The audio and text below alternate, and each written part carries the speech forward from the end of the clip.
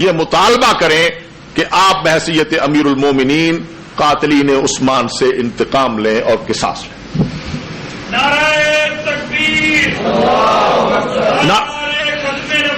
میں نعروں والی تقریر نہیں کر رہا، میں سمجھانے والی بات. دوسری بات آپ جانتے ہیں کہ قرآن مجید میں یہ آیت ہے. بعض لوگ کہتے ہیں کہ حضرت معاویہ کو کیا پڑی تھی. اللہ تبارک و تعالی نے قرآن مجید میں کہا کہ من قتل مظلوما فقد جعلنا لولیہ سلطانا فلا یسرف فی القتل انہ کان منصورا. کوئی آدمی مقتول ہو جائے، قتل کیا جائے مظلوما، ظلمن قتل ہو، تو فقد جعلنا لولیہ سلطانا، ہم نے اس کے ولی کے لیے سلطان مقرر کی ہے، اسے حق دیا ہے، اسے اس بات کی اجازت دی ہے کہ وہ اپنے مظلوم مقتول کا بدلہ لینے کے لیے، مطالبہ کرنے کے لیے اور مطالبے کے بعد اس سے بدلہ لینے کے لیے کھڑا ہو جائے. انہ کان منصورا، ہم وعدہ کرتے ہیں کہ ہم اس کی امداد کریں گے، وہ منصور ہوگا. یہ دو آیات ہیں جن کی بنیاد پر قصاص عثمان کا مطالبہ کرنا حضرت عائشہ کا حق تھا، حضرت طلحہ کا حق تھا، حضرت زبیر کا حق تھا، اور پھر حضرت معاویہ رضی اللہ تعالیٰ عنہ کا اور دوسرے تمام صحابہ کا حق تھا. یہ جنگ اسی مطالبے پر ہوئی، جنگ جمل. پس منظر یہ ہے، لیکن یہ تو اجمالی پس منظر ہے. میں آپ کو اس تھوڑے سے وقت میں بہت پہلے، بہت دور لے جانا چاہتا ہوں کہ جنگ جمل ہو، جنگ صفین ہو، جنگ نہروان ہو، واقعہ کربلا ہو، شہادت عثمان ہو، شہادت فاروق اعظم ہو، اور دوسرے تمام سلسلے ہوں، ان کا پس منظر کیا ہے. اس لیے کہ پس منظر ایک ہی ہے. جو رخ بدلتا جا رہا ہے، اس کی ترتیب بدلتی جا رہی ہے، نظم بدلتا جا رہا ہے، لیکن پس منظر ایک ہی ہے. آپ جانتے ہیں کہ پیغمبر دو عالم صلی اللہ علیہ وسلم نے جب اعلان نبوت کیا ہے تو اس وقت انسانی برادری کا جغرافیہ کیا ہے، انسانی برادری کی ترتیب کیا ہے. میں بہت دور تک اس جغرافیوں کو بیان نہیں کروں گا، لیکن اتنی بات یہ ہے کہ تین بڑے مکتب فکر، تین بڑی تہذیبیں، تین بڑی قومیں اور تین بڑے مذاہب اس وقت موجود تھے. آپ قریش کو چھوڑ دیجئے، آپ قبائلی نظام کو چھوڑ دیجئے، اس لیے کہ قبائلی نظام کی اپنی ایک ساخت ہوتی ہے، اپنی ایک تہذیب ہوتی ہے. وہ اپنی تہذیب پہ اپنے بچوں کو، اپنی بیویوں کو، اپنے بیٹوں کو قربان کر دیتے ہیں، لیکن اپنی تہذیب پہ سودا نہیں کرتے. آپ دیکھ رہے ہیں قبائل میں جو کچھ ہو رہا ہے، وہ یہ سارا منظر یہ ہے کہ پنجاب والے گردن جھکا لیں ٹھیک ہے، سندھ والے گردن جھکا لیں ٹھیک ہے، بلوچستان والے کو جھکا لیں، لیکن ہم اپنی تہذیب پر، اپنی تاریخ پر، اپنے حقوق پر کسی طرح بھی گردن جھکانے کے لیے تیار نہیں ہے. اور پھر جب گردنیں جھکتی نہیں ہیں تو کٹ جاتی ہیں، کوئی بات نہیں. نظریے زندہ رہتے ہیں، تہذیبیں زندہ رہتی ہیں، انسان تو اپنے نظریوں پہ قربان ہو جاتے ہیں. یہ کوئی بڑی بات نہیں ہے. علامہ اقبال مرحوم نے ترکوں سے متعلق کہا تھا کہ اگر عثمانیوں پہ کوہ غم ٹوٹا تو کیا غم ہے کہ خونے 100,000 انجم سے ہوتی ہے سحر پیدا.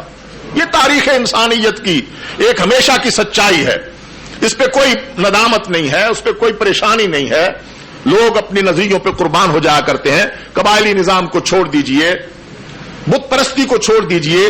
تین تہذیبیں جن کے ساتھ پیغمبر دو عالم صلی اللہ علیہ وسلم کا اور صحابہ کرام کا براہ راست تصادم ہوا ہے، براہ راست ٹکراؤ ہوا ہے. مولانا شمس الرحمان معاویہ ذکر فرما رہے تھے جنگوں کا کہ یا ایھا النبی حسبک اللہ ومن اتبعک المؤمنین. یہ آیت کوئی معمولی آیت نہیں، قرآن کی کوئی آیت بھی معمولی، لیکن مضامین کے اعتبار سے پیغمبر دو عالم صلی اللہ علیہ وسلم کی صحابہ کی عظمت کی بنیاد پر یہ آیت بڑی عجیب آیت ہے. بہرحال تین تہذیبیں، یہودیت، نصرانیت، مجوسیت، یہ جزیرہ عرب کے ارد گرد، جزیرہ عرب سے براہ راست جو ٹکراؤ ہونے والا تھا، یہ ان تین تہذیبوں کا تھا، یہودیت، عیسائیت اور مجوسیت۔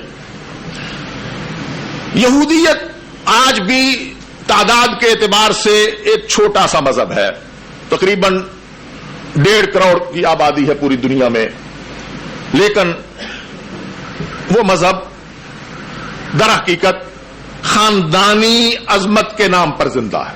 یہ ایک بنیاد میں عرض کرنے لگا ہوں کہ وہ یہ کہتے ہیں کہ ہم حضرت یعقوب علیہ السلام کی اولاد ہیں، نحن ابناء اللہ و احباؤہ، ہم اللہ کے پسندیدہ ہیں اور باقی کوئی پسندیدہ نہیں ہے۔ نتیجتاً یہودیت اپنے بنیادی نظریے پر آج بھی کھڑی ہے، تاریخ میں اس پہ بڑے بلڈوزر چلائے گئے، اس کے قتل عام کیا گیا، وہ ہولوکاسٹ کی باتیں بھی اپنی جگہ پہ ہر جگہ پہ ہوا، لیکن آج بھی وہ ایک زندہ قوم کی طرح کھڑے ہیں، اس لیے کہ ان کے یہاں خاندانی عظمت، یہ جملہ ذہن میں رکھے، خاندانی عظمت کا۔ نصرانیت گو یہودیت کا ہی ترقی یافتہ ایک سلسلہ ہے، لیکن نسبت اس کی بھی ناصرہ کی طرف ہے، کیونکہ ناصرہ حضرت مسیح علیہ السلام کی جائے ولادت ہے، ان کے نزدیک وہ قصبہ حضرت عیسیٰ علیہ السلام کی طرف ہے، اور یہ سارا علاقہ جسے آج ہم شام کہتے ہیں، دمشق کہتے ہیں، اس سے آگے فلسطین کہتے ہیں، یہ سارا علاقہ عیسائیت کا علاقہ ہے، اور اس پہ جو حکمران ہے، سیاسی حکمران، مذہبی عیسائی طبقے پر جو حکمران ہے اسے کیسر کہتے ہیں، اور وہ بھی اس بات کی بنیاد پر حکومت کرتے چلے آ رہے ہیں کہ ایک خاندان لوگوں پر حکومت کرنے کے لیے پیدا ہوا ہے اور باقی سب لوگ اس کی رعایا کے طور پر زندگی گزارنے کے لیے پیدا ہوئے۔ باپ مرے گا تو بیٹا حکمران ہوگا، بیٹا مرے گا تو اس کے بعد اس کا بیٹا پوتا حکمران ہوگا، اور اگر کبھی خاندان میں کوئی بیٹا نہ ہو تو اس کی بیٹی حکمران بنے گی۔ یوں خونی رشتوں کی بنیاد پر حکمرانی کا سلسلہ چلتا ہے۔ تیسرا بڑا مذہب یا بڑی تہذیب وہ ایران کی تہذیب تھی، جسے ہم مجوسی کہتے ہیں مذہبی اعتبار سے، کہ وہ آتش پرست تھے، مشرک تھے وہ بھی مشرک۔ عیسائی بھی 3 خداؤں کو مانتے ہیں، اقانیم ثلاثہ، باپ خدا ہے، بیٹا خدا ہے، روح القدس خدا ہے۔ یہ شرک کی سب سے بدترین شکل ہے کسی کو اللہ کا بیٹا کہنا۔ اللہ تبارک و تعالیٰ نے اس پہ جس طرح غضبناک ہو کر گفتگو ہے قرآن مجید کی ہے، اس طرح کسی اور شرک کے بارے میں نہیں کی۔